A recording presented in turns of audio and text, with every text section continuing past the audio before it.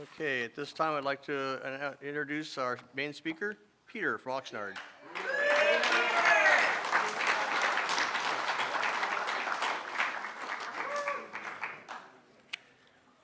Peter, alcoholic, apparently. I know what you're saying. Peter? I've been listening to this guy forever. So, in any case, I'll tell this quick story. I was at a meeting once, and the speaker was terrible. I didn't want to hear anything the speaker had to say. And I didn't have my car with me, so I couldn't leave. So it's time to leave finally. Oh, great. So I got into the van back to the rehab I was in, because I had like 15 days. And before I opened my big fat mouth, this person sitting next to me says, "Wow, that speaker told my story." Wow. And I went, "Oh, wow." So the point is, if at least one person gets to take something I share tonight and stay sober one more day, this has been a successful meeting. Now, I just wish I knew which one of you it was, so I don't have to worry about the rest of you thinking about me. But I want to thank my sponsor and dearest, oldest friend, Marco, for coming up, and my friend John for being here. Welcome to the newcomers, the out-of-towners. I've drank in every one of those states. And to the newcomers, I know we say a lot of stuff here like, it's going to get better. Like, when? When's it getting? I got plans. What day? If you're an alcoholic with a desire to stop drinking and you've shown up here tonight, it's already better. That's the good news and the bad news. This is better. This is our better. This is as good as it's going to get. And when you realize how good this is, that's when it became a lot easier for me to be comfortable. So, I just wanted to read real quick what we're doing here tonight. Alcoholics Anonymous. AA's 12 steps are a group of principles, spiritual in their nature, which if practiced as a way of life can expel the obsession to drink and enable the sufferer to become happily and usefully whole. Cool, I'm in for that. February 4th, 1997 is my sobriety date. So February of 97, I'm loaded. February 4th, 1997, I'm not. How'd that happen? Allow me. Thanks for letting me no. That's it. Now, when I first looked at it, I did go, something's missing. Where's the part about paying my rent? Where's that in there? I don't see that part in there. Where's the part about me getting a girlfriend? I don't see that in there. I had to stop thinking about it. I really had to stop thinking about it. So here we go. I'll tell my story. A lot of you have heard my story. There are a lot of stories I haven't told to protect the innocent. And I'll tell some of them only because I want you to know how crazy it was. And I was raised in, if you can't tell, in New York. I was born in Coney Island near the Ferris wheel. And I grew up in a family of Jewish atheists, which means that cultural stuff, education is good, all that is great and everything. God doesn't exist, and there's a lot of guilt. That. I had no concept of religion. I had no concept of a confession. I think we had a complaint department. That's about it. So, so I'm in this family. Now, my father was an industrial and package designer. He was really creative, really bright guy. When he was a kid, he did a lot of wonderful things. He had a lot of hobbies and things like that. He designed packages. Some of them I see on shelves today. He was really a very creative guy. My parents were married for 65 years. 4 kids. Myself, I have a sister 4 years older than me, a brother 4 years younger, and a sister 4 years younger than him. And I don't know what the 4-year birth control thing was, but that was what happened. So we had this life. My father had some really great jobs. We weren't really rich, but we were upper middle class. I was raised in a beautiful suburban community. We always had vacations, and it was wonderful schools, great schools. But as a kid, now this is my interpretation. My father I was the firstborn male child, and I know he meant the best, and he wanted me to be something like him. And this is what I heard. This is what I interpreted. He would say things to me when I was like 11, like, Peter, what are your plans? Well, I heard a speaker once say he was a right fielder. I don't know if anyone knows what that means. I'm a recovering right fielder. Most kids are right-handed, so they hit to left field. They put the bad baseball players in right field. That's me. I was not good at it. And so my whole coping skill at 11 years old was, please don't hit the ball to me. God, please don't hit the ball to me. And my father is asking me what my plans are. So right away, I'm like, my hero, he was my hero. I'm disappointing my hero. I'm supposed to be doing something. I don't know what it is. I was uncomfortable. I probably needed a drink right then and there. But, I didn't. So that was my interpretation. So I always felt like out of sorts, kind of, I didn't really start drinking until around 13 years old. I hung out with some people in the park where I grew up, and somebody had a bottle of peppermint schnapps. My parents had alcohol in the house, but it was mostly for parties. And I had that, and I didn't like the taste of alcohol, but that's like peppermint schnapps.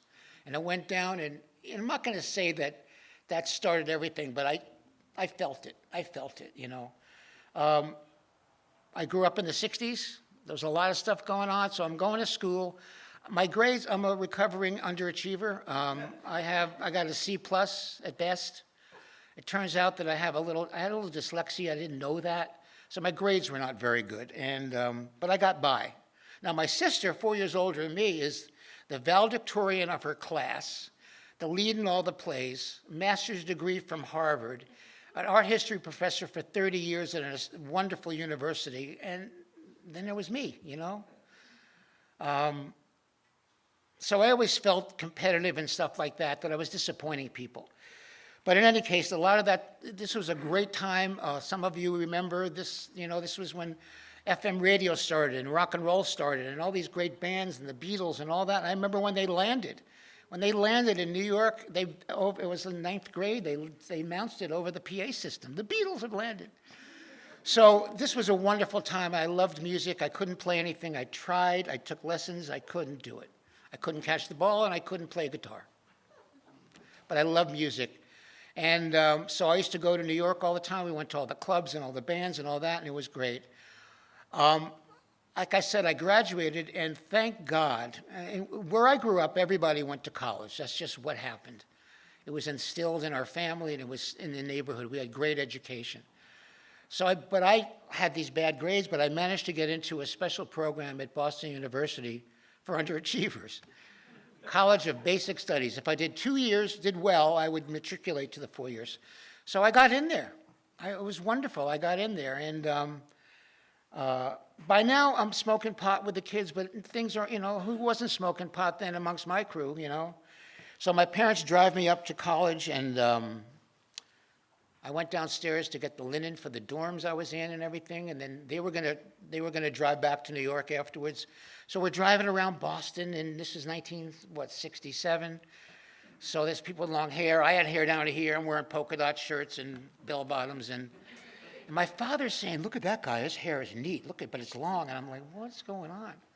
Well, it turns out that when I went downstairs to get my linen, they put all my clothes away and found my joint that I had with me. So my father says, "What are you going to do?" Well, I'm going to go hang out with, meet some, you're going to smoke that pot that you have?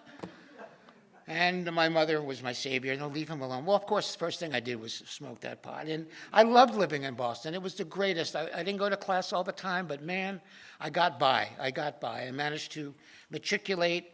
And that time, Marco and I both know there was a club called the Boston Tea Party. First show ever that Led Zeppelin ever played at. I went to all the clubs. I gave out flyers to get in. It was just the best. It was the greatest. And I had a degree in film. I don't know why, but I didn't want to be an English teacher. I knew that. So I had a degree in film, and I think I turned in someone else's film and put my name on it. But I thought I was 4 credits short from graduating, so I never went to my graduation, no cap and gown with my parents, none of that. And about 3 months later, my parents get a letter saying, "Tell your son to pick up his diploma." I graduated, apparently. that degree, I started a career in the music business, and that degree meant nothing at that time. So in any case, so I got this degree. What's my first job out of college? I was working at a movie theater, selling tickets for $1.50 an hour, and it was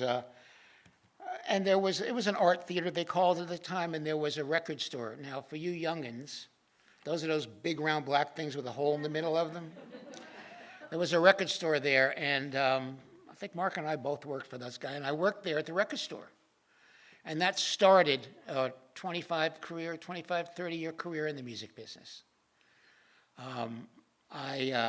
Most of the time I was a tour manager with bands, and then what I did, and Mark and I both, we were record promotion guys. Now, this is before Spotify and Pandora, so there was no, to get an artist that was signed to a record label, which was a big deal, to get them established, you had to get them on the radio. And so what we did was our job was to get the radio stations to play the records, however we could do it. And I loved every minute of it. I loved it. It was thrilling. And then we would build these careers. We both hear records right now on the radio that we were part of establishing. I got those gold and platinum albums. Well, I got a few left. I traded most of them for cocaine, but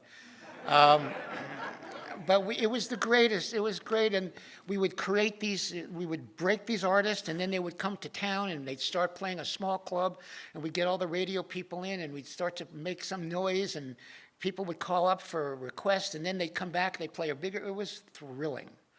And then I went on the road with some of those bands particularly, and I coordinated all that stuff. But by now, I have discovered the greatest love of my life, which was cocaine and vodka. Man, that was my life. And that was probably the wrong business for a cocaine addict. Not everybody did it, not everybody by far, but when I was traveling on the road with those, there were drug dealers following us everywhere, and I had the backstage passes. Come here, what do you got? Get out of here, what do you got? And it was crazy. So, but eventually what would happen for me was the bands loved me, the radio people loved me, but because of my cocaine and alcohol abuse, I wasn't very good at expense reports. Now, these companies that we work for, these are giant conglomerates. These are companies that trade on the stock exchange. They're big corporations. You're supposed to, I was an executive, supposed to turn in these things, and I just didn't. I got moved from Boston to New York for a bigger regional job. They said, we'll put you up at the hotel, find an apartment. I stayed there for 9 months, smoking coke, drinking. I'd go out of town to cover some of the other regions I had, and I would keep the room. And eventually, one day, somebody in finance said, who is this guy? What's going on? My boss from LA is walking across the street, and I went, oh, God, I'm fired. So I got fired. But the next thing I know, somebody hired me back in Boston. And this would go on. I'd work for this other company for 3 years, but the expense reports and this and that, and then it would just follow me. And it followed me and followed me. And just the last time I was fired from one of the record companies, right in the nick of time, a dear friend of mine that I used to get real loaded with had come to me and he said, Peter, I need your help. I'm going to put this rock and roll band together that used to be really big and now they're not, and I'm going to put them back together and you're going to help me. And I said, no, you're not. These guys are drug addicts, you know it. He said, yeah, you're going to help me. Well, I didn't have any other choices. So we went on the road for about 9 months to prove to the music business that these people were capable of even getting up. Now, I'm going to tell these stories not because I'm special or anything, and I've tried not to tell them a lot, because I don't need my ego built up anymore to stay sober, but I'll tell you a couple of stories, just so you know how crazy it was. So the singer was a junkie, the guitar player was a junkie. We had them in apartments in Boston while we were rehearsing, and in order for them not to get dope sick, we had a doctor write a script for 70 Percodans a week in my name. And I would take 7 envelopes, I put 10 Percodans in each envelope, some sleeping pills, some Valiums, and the fox was guarding the hen house. And I would give them to this member of the band every day. Now, of course, by 3 a.m, he had already gone through that. We also gave him a gram of Coke, so he wouldn't ask for one. Yeah, it was insane. It was nuts. It was crazy. And that's what it was like, and we're driving, there's drug dealers all over, and he fell off the stage a few times. But my job, there was no record company representatives like I had been in each city, so I had to do all of that. I had to be with them. I'm going to just, the greatest story from that tour that I remember, we were in Norfolk, Virginia, and there were some disabled children, some kids in wheelchairs. I think some of them was paralyzed. And I was going to bring this guy, singer, down to say hello to them. And next thing I know, he leans down and he says to this paralyzed kid, "I'm going to give you my hat, man. Try to walk for me." That's how insane it was. It was insane. I grabbed him. I threw him in the car. We're driving. He said, "Stop. I got to get my hat back." I said, "No, you're not. No, yes, go. Stop, go." I finally made a deal with him. We gave him something else. But that's how crazy it was. The great news is that, they're all sober now, but that's what it was like. And I finally got fired. My friend fired me from that job, and that was the beginning of a 10-year just spinning down the drain. The loss of that career killed me. I mean, I would have, at the height of it, because Boston's a small city, and so what I did was kind of important, I guess, in certain ways. I got a call from the Boston newspaper. They had a weekend magazine. They would go to people's houses that were movers and shakers, and they wanted to come to my house I was smoking crack in my house. I couldn't have them come. All those kind of crazy things. And by now, I'm selling my record collection to eat and get loaded. I'm selling your record collection. It's horrible. It was horrible. And I got this job selling family portraits at discount stores. Mr. Big Shot, "Oh, we want to come to your house and take photos," and now I'm selling family. I was so demoralized, and I was now living in rooming houses and getting evicted, and I had a girlfriend for a while, and she finally wanted to get sober. She threw me out, and I would look in the mirror, and I knew that this was a tragedy. College degree, great family, great career, I love what I did, and I'm on the verge of homelessness, and I couldn't stay within my alcohol and cocaine budget, that was for sure. And so what finally happened to end this drunkalogue, that was 10 years of that stuff. By coincidence, I was in a rooming house in Cambridge, Massachusetts. At the end of the street, my friend who had put this band back together again, who had fired me, had moved his office to the end of the street, by coincidence. And I would look in the window. There was a guy that replaced me in my job, full of resentment. And I finally said hello to him one day, and he's now 10 years sober, the band's sober, mega hits all over the world, back on top of the world. And he had an AA meeting in his office, and he invited me to go to it. But I would go, if he was there, I would go. But usually I would get a gram of Coke or a half a gram if I can borrow the money, and a half a pint of vodka, and I'd stash it in the bushes, go to the meeting, and then go back to my room. I didn't have any clue to that, and the things never got any better. And finally, eventually, I really went to go see him to borrow money. And he said, "Peter, you never paid me back before. Why would I lend you any money?" And he says, "Well, what can I do?" I said, "Well, if you pay my phone bill." And he says, "Look, Peter, things have changed. You're not capable of a job. Do you really want to get some help?" And I went, "Yep." And he was owed a favor at a rehab called Steps in Port Hueneme that some of you in this room I know went to. They owed him a favor. He called them up and he said, "My friend Peter is dying. He's homeless. He has no money. Will you take care of him?" And they said, "Yes, we will." And I got put on an airplane and taken to a place called Port Hueneme. People were talking about this thing called tri-tip. I didn't know what. And that's when I met you guys. And I went into that rehab. And did I read the book right away? No. But by then, I was so grateful. I was 48 years old. I was so grateful to be away from the land of my wreckage. And 3 square meals a day. I'd basically been homeless. And not too long after that, I was at the Malibu meeting speaking to a friend, and he says, "Well, you're from Boston. You know Marco, right?" I said, "Yeah, I know Marco." "Well, he's sober, calm," and he became my sponsor, and we've been on this journey together ever since. We're in each other's 4th and 5th step. We used a lot together. But it's been a treat to share that long-term relationship with me. So, all right, so now what? Now what? Now what? Here we go. I am going to talk about the steps. Just get ready, okay? You ready? Okay. Step one, I was homeless. Step one, I could not stop drinking. We get to that point in step one, this powerlessness, where we're drinking to numb the pain in our life created by our drinking.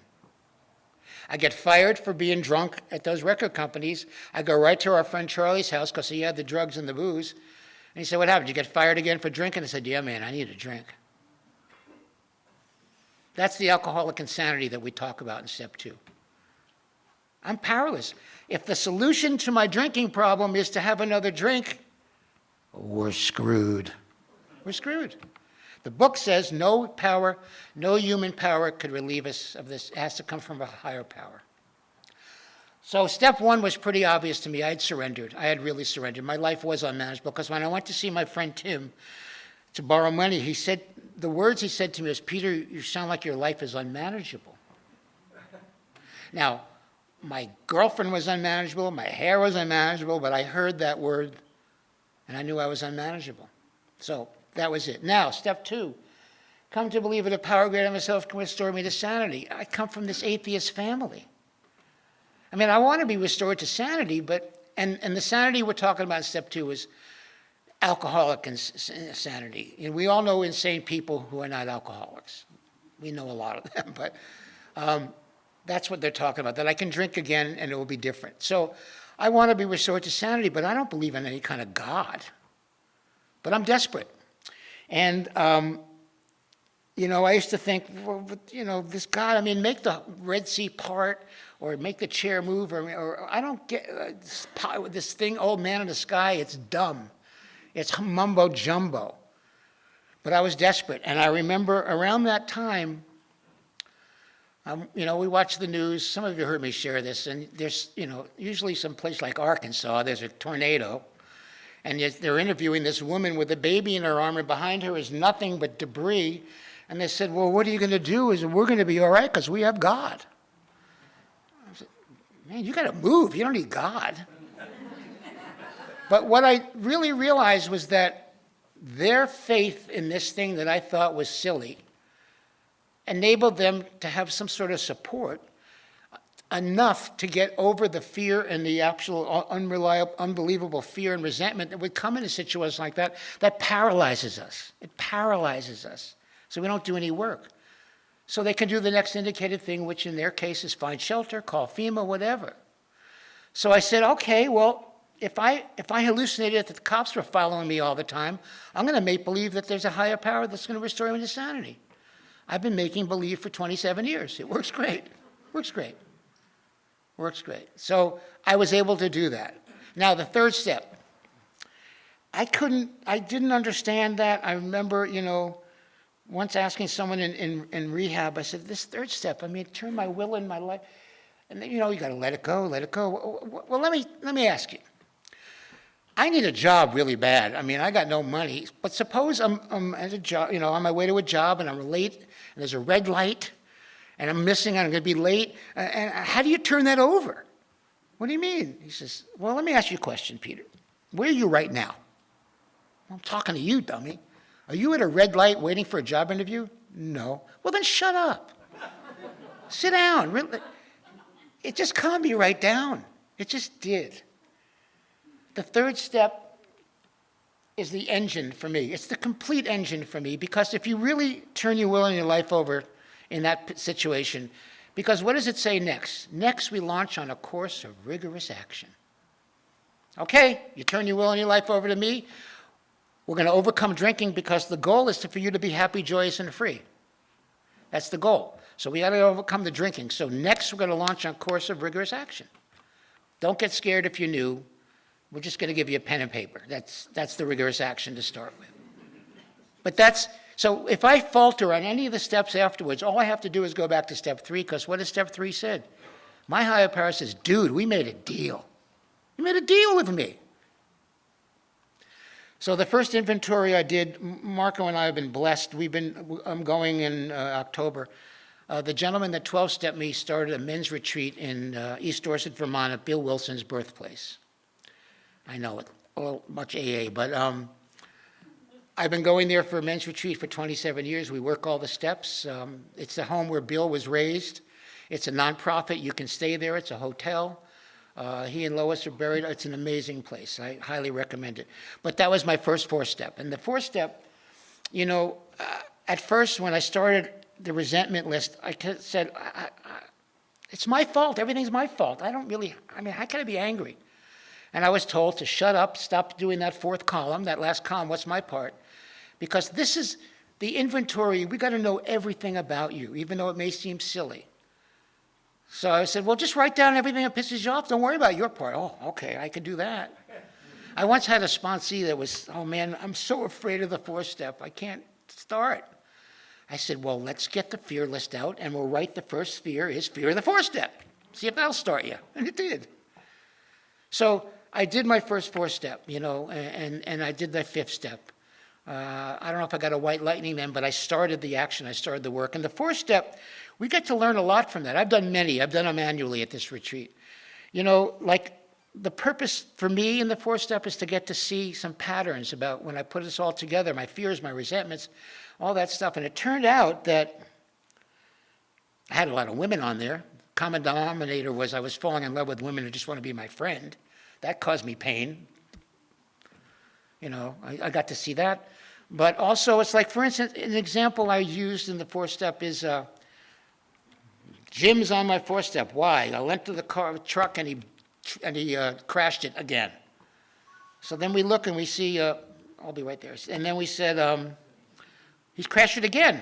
How many times has he crashed the truck? Well, a couple of times. Why'd you lend him the car? I wanted him to like me. Really? Let's go look and see how many times your need to be liked has put you in a position. Page 62 talks about we step on the toes of others, and we look at, I don't quote it perfectly, but it talks about how when we make decisions based on self, my need to be liked, puts us in a position to be hurt. And they step on our toes seemingly out of nowhere. Man, that step is the key. It's the key, and Bill and Bob probably did it in a day, So, 6 and 7. It's a little bit in the book, right? Just a little bit.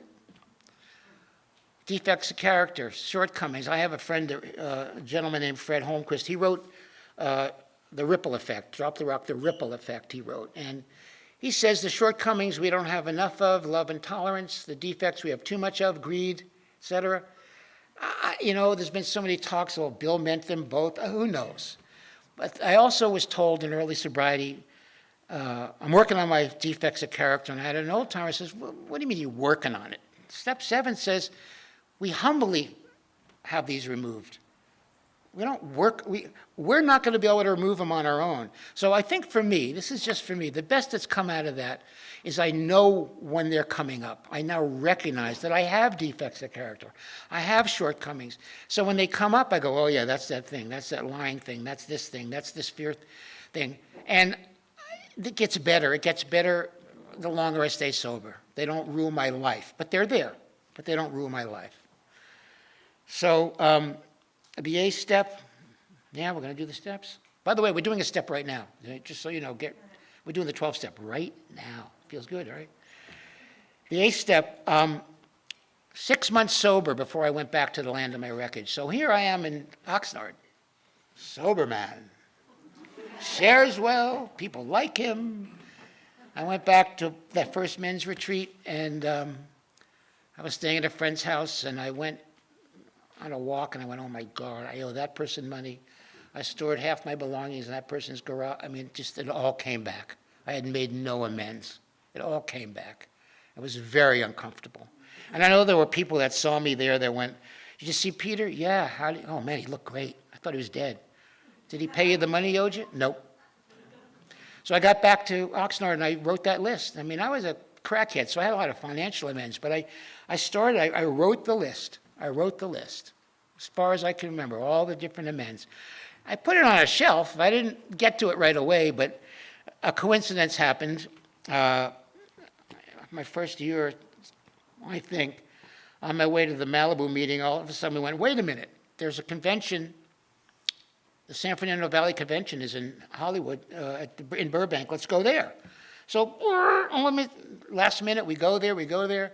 Now, my friend that 12-stepped me, I'd spoken to him on Thursday, and he says, Peter, you may want to get to those amends. You know, that guy Steve you owe money to, he's kind of pissed. Oh, yeah, I'll get to it. Saturday, I'm at this, I walk into the convention hotel, go right to the coffee room, and the guy I owed money to from Boston walked in the room. I swear to God. What's, like a travel agent now? What's going on here? And I said what I was supposed to say. I was like, oh, okay, I'm a sober member of Steve. I'm a sober member of Alcoholics Anonymous, and I don't want to drink. And one of the things we do is you write a list of people he harms, and what I do is owe you money. How can I make them? And he was kind of shocked, too. He was a comedian that was in L.A. for the week to do some auditions, and he was staying in an apartment nearby. That's what really happened. And I told him what was going on. I says, well, you don't really owe me. And I said, oh, great. And he says, yeah, no, you do. I paid him $5 a month for, you know. And I paid it took me 20 years to pay the IRS off, but I did it. $5 here, $10 there. The thing with that ninth step, the thing with that is that I no longer walked around with my shoulders down. I was able to go anywhere in the world. And if it came up that I owed someone an amends and I hadn't seen it, I would do it. It didn't matter. I was taught it didn't matter how they took it. Some people didn't really take it, but it didn't matter. I was responsible for my actions, and it made me feel better about myself, you know. 10-step, you know, I don't know if I do it every day. I wish I could. This retreat that we go on, we do one every night. But it's part of the deal. It's part of the deal. You know, we got to make sure that our side of the street is clean, that we're an asset to the world and the people around us, not a deficit, that we're helping, that we're doing, we're out of self, you know, and all that service and everything. It's really important. It's really important.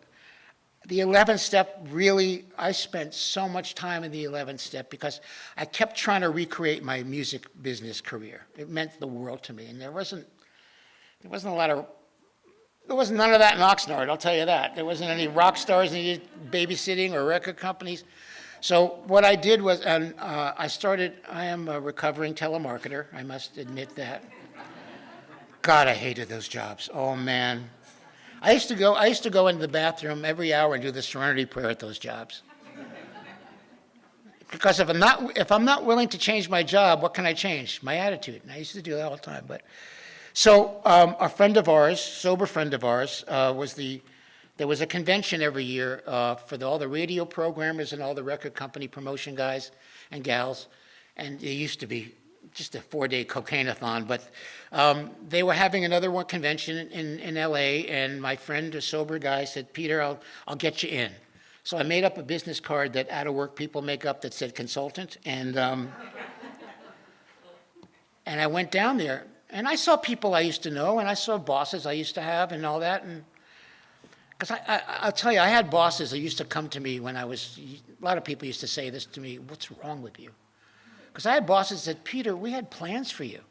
We really had a lot of plans for you, but, you know, where's the rental car? So I go down and and nothing happens. I did this 3 years in a row. And I'm driving back up to PCH, and I'm speaking to Marco, who, you know, and I said, man, I'm really depressed, he says. And he asked me that one question, which anyone should have asked. Why do you keep going there? Why do I keep going there? That's a pretty good question. And at the time, I was sitting and reading, Jenny was part of this. We had a group that was reading the Course in Miracles book, which is way too thick for me, but there was a sentence in there that said, don't look for happiness where it isn't. Apparently, that's not what I was supposed to be doing, apparently. So I was able to kind of let that go. And through different coincidences, et cetera, I got a phone call from someone, a member of our group, and said, Peter, you know, Verizon's hiring. I'm not doing that crap. And I got hired at the cable company, but I got hired in a department that dealt only with disabled people, which was fantastic. Deaf, blind, a lot of bipolar, And, you know, I work with newcomers, I can handle bipolar people, so. But I would look at these phone bills that some of these people, a lot of old people would call in with dementia and stuff, and this one woman, her phone bill was outrageous, and she just had a basic phone. And I looked at it, and, you know, it was one of those bills where all those prison calls that are ridiculous, you know, hundreds of dollars. And I said, where are these all, you have someone in prison? She said, yeah, my son's in prison, and when he's not, he's here, and he's robbing me and blinding me, he's an alcoholic. Now, I used to get probably monitored, but I just took a chance, and I said, here, let me give you a phone number. And I'd give them the phone number to Al-Anon. So I tried to make the job be of service as best I can, and I retired from there. That's, you know, it was good for me, because I had a pension, I had this and that, so 10 minutes, thanks. So, you know, the 11th step, I finally got to understand it. I just want to read, when I was newly sober, my first couple of days in the rehab, there was a doctor who used to come to give us all medicals. Thank God my liver was okay, I couldn't believe that. And Dr. B, he was a wonderful guy, sober doctor, he worked at a lot of rehabs, and he was going through a drawer and he found this thing and he gave it to me. And this, for the 11th step, I just want to read this. It says, many of us lose confidence in prayer because we do not realize the answer. We ask for strength and God gives us difficulties which make us strong. We pray for our wisdom and God gives us problems, the solution of which develops wisdom. We plead for prosperity and God gives us a brain and brawn to work. We plead for courage and God gives us danger to overcome. We ask for favors and God gives us opportunities. I had to really adjust my brain to realize that, you know, God will do for me, but I got to do the rest, you know. 12th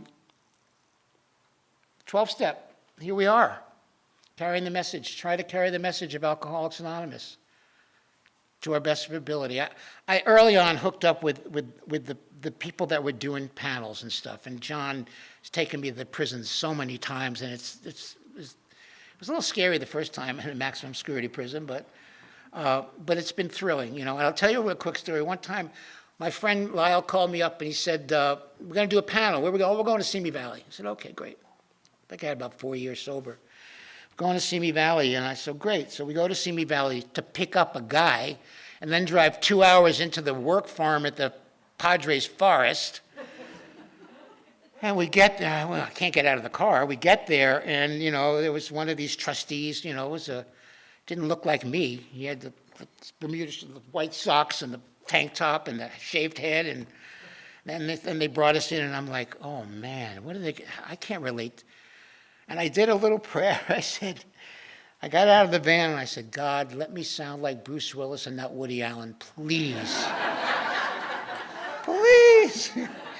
And I told my story like we all do when we do those commitments, and they liked it. They related, because I just told my story, you know. So, let's review. February 97, I'm a mess. February 4th, 1997, I get sober. There is the program. The meetings is where the newcomers come to tell their story. That's what the book says, over and over and over again. But that's the purpose of the meetings. The book is the program, the spiritual awakening. And I will tell you, what's a spiritual awakening? It happened for me way before I realized it. You know, what's a spiritual condition? It's not a hair condition, skin condition. A spiritual, letting someone in front of you at the supermarket with one item is a spiritual act. For me, it is. It is. It's a spiritual act, you know. Helping someone else is a spiritual act. The most spiritual act I do every single morning, I recommend it to everyone, is I make my bed. That's the start of every day. I make my bed. It's because that's my connection, that I am present, that I'm together, there's no chaos, and I can start the rest of my day. It's a little action, but those are the kind of things that help. And I will tell you, the difference between 1 year and 5 year, and 5 year and 10 year, and 10 year and 15 year, has been a remarkable difference. I've calmed down a lot. I still make mistakes, I'm sure, you know. But this whole thing about when's it going to get better, one of the things I wasn't ready for, we talk about the promises, which happens around the 9th and the 10th step. We're not going to think about alcohol, we're neutral. We're not thinking about it, we're not thinking about it. We have come to this point where sanity is restored. And it's happened automatically, Bill says. Well, really. I had to write a list of all the people I screwed over and make amends, but I guess it was automatic. But it was automatic because I didn't think it just happened. It just happened, you know? So the spiritual awakening, the spiritual condition, all that, everything I do, it maintains that. It's the first thing is Alcoholics Anonymous. Everything else is after the fact. So if you're here, there's so much service. I've been working on that barbecue crew at the Roundup for 27 years. Man, I love that. I love that day. We have the greatest time. The greatest time. It's a little hard at my age, but I got the pot cleaning commitment somehow. But, oh well, that's the way it is. So, you know, thank you for helping me maintain my spiritual condition today. That's what we do here. If it was just about drinking, my friend Cliff says, if it was just about drinking, stop drinking, problem solved. It's not. It's not. It's the symptom. So helping you, you know, thank you for helping me maintain my spiritual condition. One of the promises that came true I wasn't expecting is that what I needed to make me happy, the threshold for serenity got much lower, much easier. I come from this world of rock and roll craziness, rock and roll, but I find joy. I mean, I remember watching someone teach their kid to mow the lawn. I got joy out of it.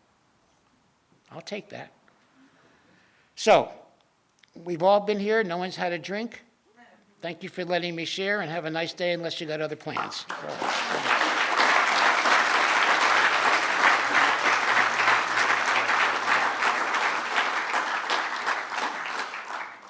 All right, let's thank our speaker again.